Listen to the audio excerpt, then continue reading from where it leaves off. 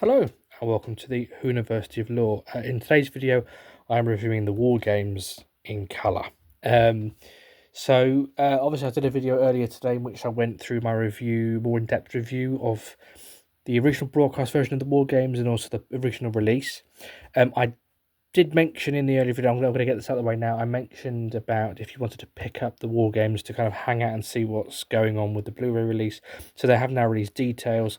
It will have the new version on the Blu-ray coming out in 2025, as well as the original 10-part version and all existing bonus features. So it may be worth hanging on to the new year if you wanted to kind of own the original and the new version all in one package.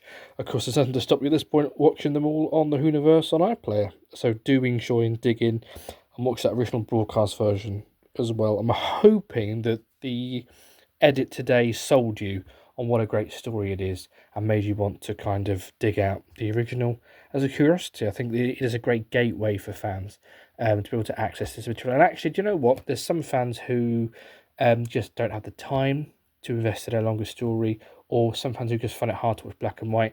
And I completely understand, and it's great that there's now a vehicle for you to enjoy these stories. I think they're excellent stories, and I think this is a great way, doing these new edits, doing these new colorizations, to enable a wider audience to access the amazing stories that we've been enjoying for decades. So yeah, obviously from that I think you can gather it's a positive experience. I really enjoyed today's episode.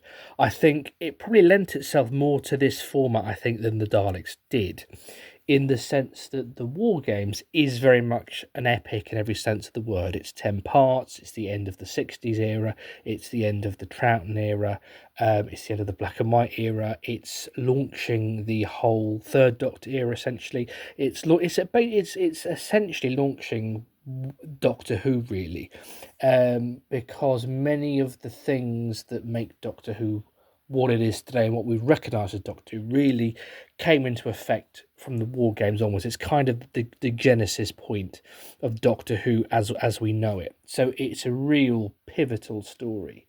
But obviously, as you know, it was the first time they'd done it. So this really lent itself really well to going back to really that ground floor of where the lore began with Gallifrey the Time Lords, and going back and inserting CGI the Citadel as we know it, and just bringing a little bit more in line with the show as we know it today. So yeah, it really lent itself to that epic format.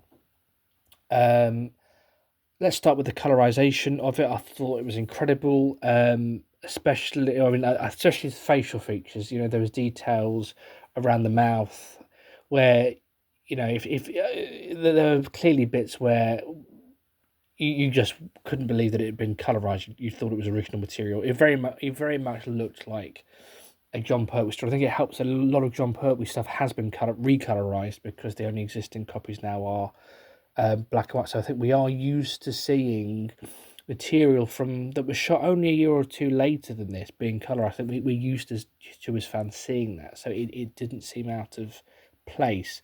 I think also Patrick Troughton is a Doctor we have seen in colour before.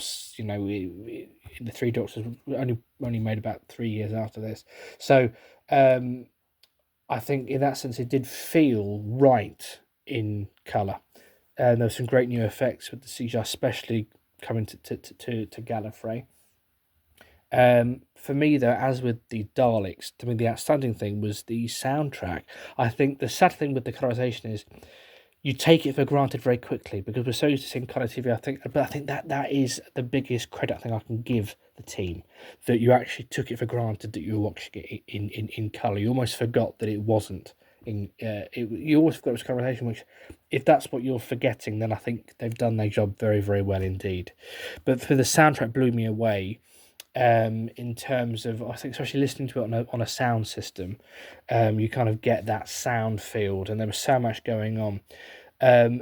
The big improvement, though, well, not improvement, the biggest interesting musical choice was there was bits early on where often there was characters being hypnotized or forgetting, losing their memory, and they would use music from Utopia, where the Master is, or Yana is first noticing the fob watch, and I thought, oh, okay, it's kind of it's making you reminiscent of that whole of that disturbed feeling when you realise that something is right and you've forgotten something. And I thought, oh, that's interesting, an interesting link.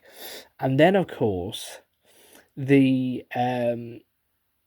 music becomes more overtly sound of drums. And obviously, there's been a theory for years around the Master being in this story, and obviously there was, you could hear the regeneration noise later on. I honestly thought we were going to get a regeneration into Roger Delgado's Master at the end. As it is, we didn't, but I think it's heavily implied now that the Master is in the War Games. It has always been a fan theory, and it's always one that I understood why people thought it, but I'd never thought it myself. But I think especially the way it was cut today with the music, I very much saw that dynamic. I'd always thought it was kind of like a prototype Master, a character who was similar to the Master, but obviously it was just a villainous Time Lord, and I didn't really make the connection. But it did make it very much feel like this could be the Master. So I thought that was a really real nice Easter egg, and especially for those fans who've always been interested in that particular theory. Another theory around this era of Doctor Who is the season 6B, and it was great, of course, to see the regeneration. Almost all my favourite bits from the confession dial were included. Like, for example, the 1970-1980 bit on the clock, that was really clever. It's now seamless lead into Spearhead from Space. It was great to see John Pertwee make to see his first moments as the Doctor. Really nice touch, of course. I remember because I had my sister around to watch it. Me and my wife and my sister watched it, and I did, as they were about to do the choose your face. I wonder if they're going to do some later Doctors, and I was right. We had obviously David Tennant, Jodie Whittaker, Matt Smith, Peter Capaldi. So that was a nice little touch. But the the nice touch was that, and obviously the unit dating reference. What they didn't include was, in the confession doll video, there's a bit where they kind of have little clips that imply season 6B. Instead, what we got was actually great. It was some lovely callbacks to earlier stories, and in particular lots of love to Power of the Daleks. It was great to bring it full circle. It's not a story that exists in the archive anymore, but there are clips, and it was nice to kind of go back to the origin of this Doctor, to have that reflection. It's over. That clip of him, he's just when he's just been born, and now we're bringing it full circle to his final months. I thought that was a beautiful touch. And then, of course, the fact that when he was going through, because I thought they were going to cut the bit about the Daleks and the Crotons, but they didn't. And even better, they actually used colorized clips. So we got to, whereas at the end of the Daleks there was a montage, in this we actually got like lots of flashback clips to some of his great stories with his great monsters. So that was a nice way of celebrating the Second Doctor's era in general. It was a really fitting end to his era. And as I say, these versions are always out there, but I think for me, these new versions become the definitive version, the new effects, the new soundtracks, the faster editing, the colour, of course. And for me, it will be my preferred version of viewing it, and it really adds weight. As I said, it's an epic in every sense of the word. But this was edited in a way that it carried the weight. When they made the War Games, I don't think they realised the weight that would be on its shoulders in years to come. I don't think they realised that this really was so much would be built on this story. Obviously, you don't know that at the time. We now know that in hindsight, and they were able to edit that story with that in mind. So it's great to kind of be able to add that weight to the story. But yeah, so they didn't put that in about season 6B. However, I know some fans might be a little bit confused because obviously it seems to have tied that knot up now. We've seen second to third. I know there was some rumour about maybe they might have the Fugitive Doctor in there. That would have been interesting. I think it certainly would have fitted. It would have fitted in terms of her having a police box TARDIS, etc. But they made it very, very clear in the publicity that it was into the third Doctor, John Pertwee. They made it very, very explicit. Usually, if they're going to do a surprise, they leave it a bit vague. They made it very, very clear it was going to be John Pertwee. But yeah, people will be worried that maybe this closes the door on season 6B, and where does that leave Big Finish? Well, Big Finish makes it very clear in the box sets that he's been plucked out of time as this is happening. So he's plucked out of time during this period, and he gets put back in at the end when it's time for him to complete his regeneration. So everything in the Beyond War Games series, it still maintains its sort of logic within its narrative, its chronology with the rest of the series. So no need to worry there. The final point I'm going to discuss is the editing. I know this is often the bit that's controversial, and I want to read people's comments. That's often, the thing that people are often less pleased with. I think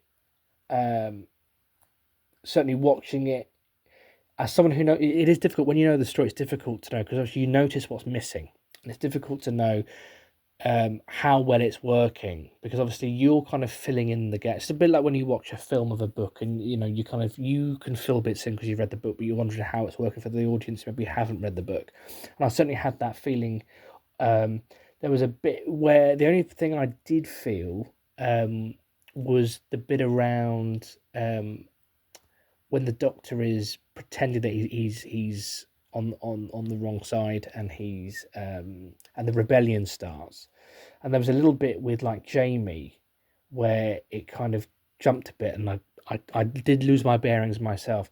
And I have to say, because I know last year I rang my dad up about a day later, and because he hadn't seen the Daleks before and he'd watched it live, and I rang up and I said, how did you find it? And he said it made perfect sense to him as a new viewer coming to it. So I asked my wife today, because she'd never seen the War Games, and she did say that she mentioned that without me mentioning that was the one bit she got a bit confused with towards the end, but then it kind of picked up when they got to Gallifrey. So that's the only bit where it could have been a bit smoother, but I have to say we were straight into the story, and as I predicted, they kind of lent more heavily on the First World War, because they are, the sort of main characters.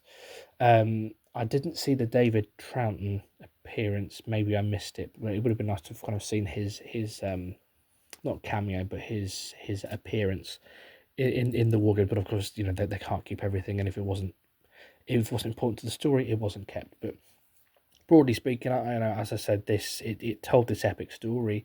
It carried an epic weight to it, and it certainly told a coherent story. I think there was that one bit that kind of threw you off a little bit, but it kind of quickly caught up again afterwards. But what did you think of the War Games in colour? Do let me know in the comments below. Will you be picking this up on Blu-ray? Do let us know. Obviously, I did my review of the original broadcast version earlier. You can find that on the channel, as well as my YouTube short from the 60th anniversary year, where I've reviewed it in a short. And I've also been doing my own sort of in-colour style edit on the Daleks master plan. I've done a full version at home, which runs at 55 minutes, so a lot more condensed. That's 12 episodes into 55 minutes, a lot more condensed than what's been done here. And I've put some little clips of that for you to enjoy on the channel, so do check those out and let me know what your thoughts are. But as always, don't forget to like and subscribe, and I look forward to speaking to you soon.